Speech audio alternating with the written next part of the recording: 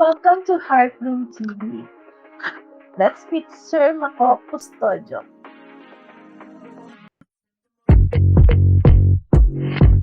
Hi, good morning, Sir Mako. Morning. Forcefully Design and Legacy. Ito yung ating segment 4. So, yung first question ko dito is, what message do you hope to pass on the next generation of designers? Anong mensahe ang gusto mong ipasa sa susunod na henerasyon ng mga designers? For me, normally when I talk to my students, I just really want them to be aware of what they're doing. Na hindi lang sila basta-basta gawa lang ng gawa dahil and it's not just that awareness also applies to almost to us, to our everyday things in our lives, that if you are aware of the things, you are more disciplined, you have much appreciation, you create an intentional conversation or intentional conscious creation. So awareness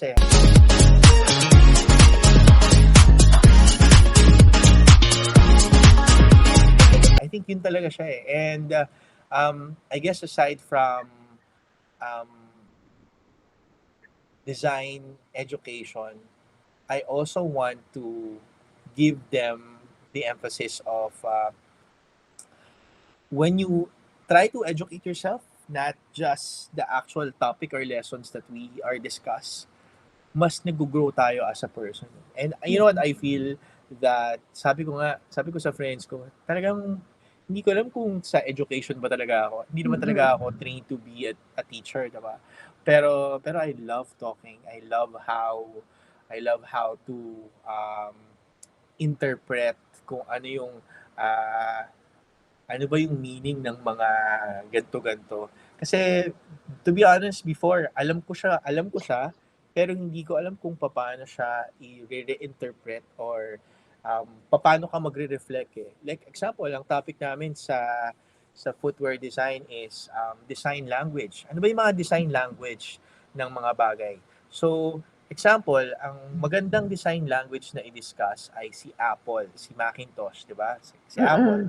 Yan. Yes, Kung makikita mo, si Apple, ang design language niya is about simplicity. Makita mo, walang masyadong mga Nax, Apple. walang masyadong mga abubot. Yon. I guess I just want to teach them to be aware. That's my answer to your question, like legacy. Awareness, what I want them, because when you're aware with who you are, what you're capable of doing, you are now aware of like the people around you and the people that you'd like to help.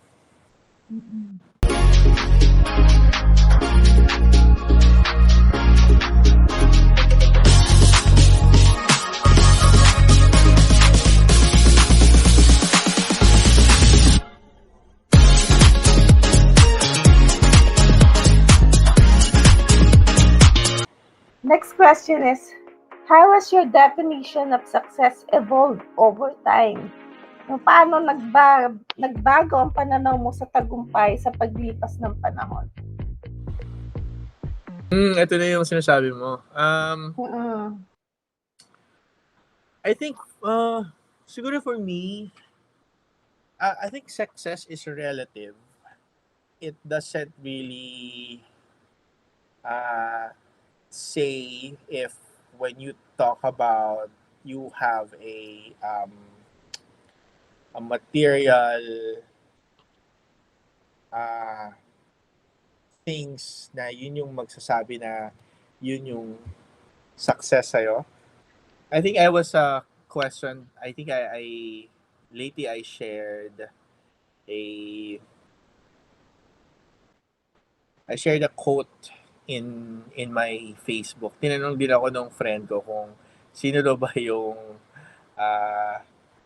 yung mismong author. So sinabi ko is, wealth is not the abundance of material goods, but true wealth is the abundance of choices and options.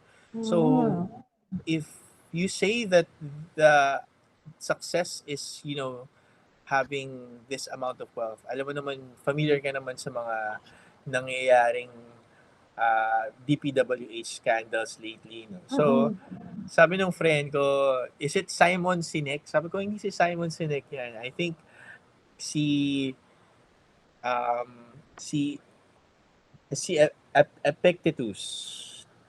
Si Epictetus says that wealth consists not in having great possessions but having few wants. So kung nandoon ka na sa moment mo na konti na lang yung mga wants mo or yung mga gusto mo sa buhay, I guess it's success for you. Yeah.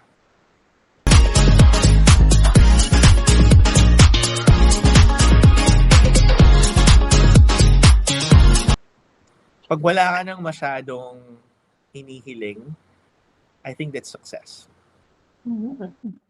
Parang feeling mo, na ano mo na, na kamit mo na. Parang Not necessarily na kamit mo na. Meaning, you're satisfied. Example, nasa bundok ka, hindi mo naman kailangan ng magandang kotse sa bundok, or hindi mo naman kailangan ng private airplane sa bundok, or isang mansion. The moment that you feel that you don't really want, I'm not saying need, want anything else, I guess it's success for me.